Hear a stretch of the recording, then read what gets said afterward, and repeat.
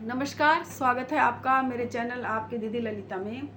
तो आज हम चर्चा करेंगे चातुर्मास पर।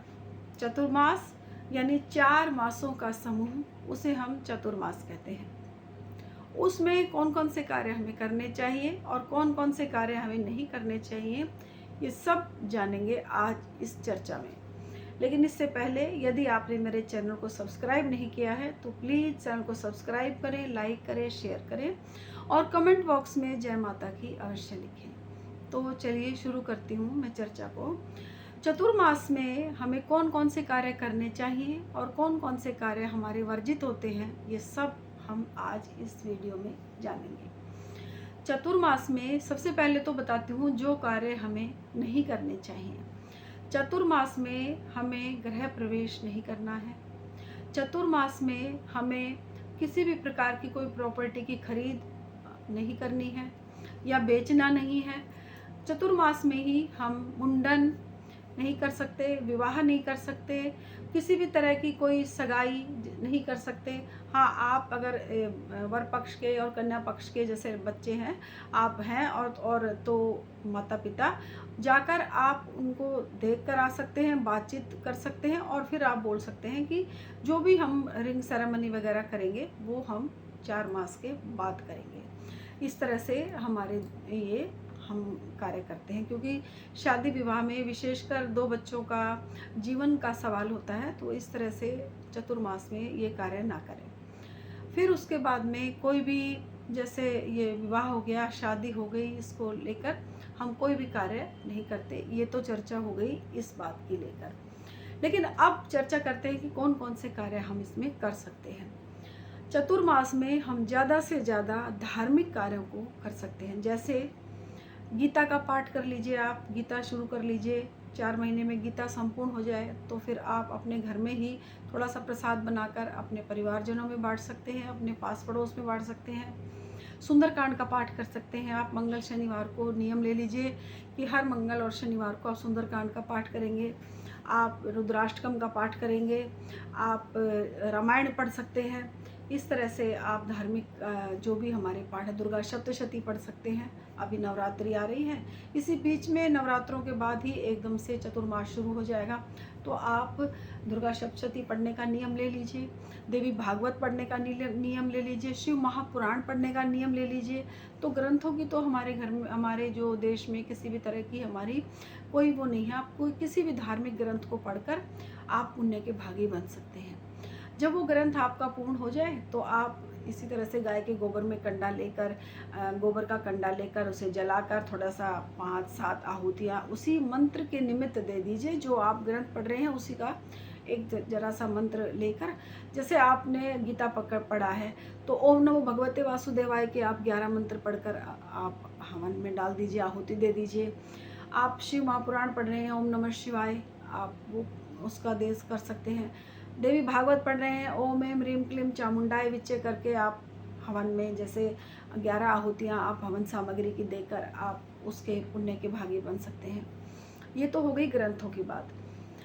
फिर आप जैसे बेजुबान जानवर जो हैं, अगर आप, वैसे तो कई बहनें, हमारे भाई बहुत सालों से जो हमारे ये बेजुबान पशु है, पक्षी हैं, इनके लिए करते हैं, लेकिन जो नहीं करते उनके लिए कह रही हूँ।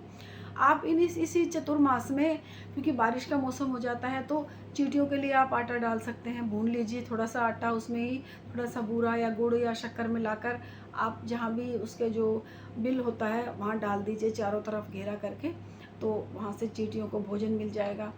आप चिड़ियों को दाना डाल सकते हैं, गाय को हरा चारा डाल दीजिए हर बुधवार को। और इसी तरह से आप ये कार्य करें। कुत्तों के लिए जैसे आप दूध दे दीजिए। तो इस तरह से इस चतुर्मास में आप इस नियम को ले लीजिए। फिर अब बात आती है जो हमारे गरीब भाई बहन हैं, तो उनके लिए उनकी ज़रूरतों को ध्यान में रखते हुए यदि आप सामर्थ्यवान हैं तो आप उनके लिए जैसे एक समय का भोजन भिजवा दीजिए, या आप दोनों समय का आप आटा, चीनी, चावल भी आप दे सकते हैं, हर महीने दे दीजिए।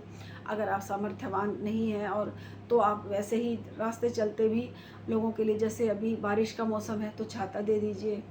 आप चप्पल दे सकते हैं, उन्हें वस्त्र दे सकते हैं, अन्न खिला सकते हैं। तो इस तरह से बहुत सारे कार्य हैं हमारे जो हम इन चतुर्मास में कर लें तो हमें काफ़ी नियम, हमारे जो ये नियम इस तरह के हमारे पूर्ण हो जाते हैं। अब कई भाई बहन हैं वो 4 महीने का व्रत का नियम लेते हैं, तो इस बारे में मैं आगे चर्चा करूँगी कि आप जैसे 4 महीने के व्रत का नियम लेते हैं तो उसमें आप कौन कौन सी चीज़ें छोड़ दें, कौन कौन सी चीज़ें का सेवन करें, किस तरह से आप करें। तो ये सब चर्चा करूँगी मैं, जो मेरा अगला वीडियो होगा उसमें आपको खुलकर अच्छे विस्तार से बताऊँगी कि चतुर्मास में हम जो व्रत का नियम लेते हैं वो किस तरह से हम नियम लें, तो वो सब चर्चा बाद में करूँगी। तो जो ये चतुर्मास में जो मोटा मोटी जो हमारे नियम हैं, जैसे हम कोई भी भाई बहन मतलब हम ले सकते हैं, तो ये नियम हैं। और जो मैंने आपको बताए हैं कि जो कार्य वर्जित हैं उन कार्यों को आप ना करें। अभी शुक्र तारा जैसे उदय हो जाएगा कल 6 जुलाई को, और उसी से गुप्त नवरात्रि की भी आरंभ हो रहे हैं।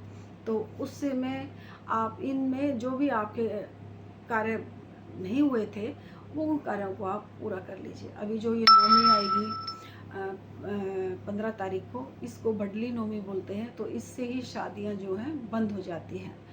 उसके बाद फिर जो एकादशी आएगी देवशयनी एकादशी 17 जुलाई को, तो उसी से देवशयनी एकादशी से ही सारे कार्य जो मांगलिक कार्य होते हैं वो बंद हो जाते हैं। फिर 12 नवंबर को देवउठनी एकादशी आएगी, उसी से सब कार्य शुरू हो जाते हैं।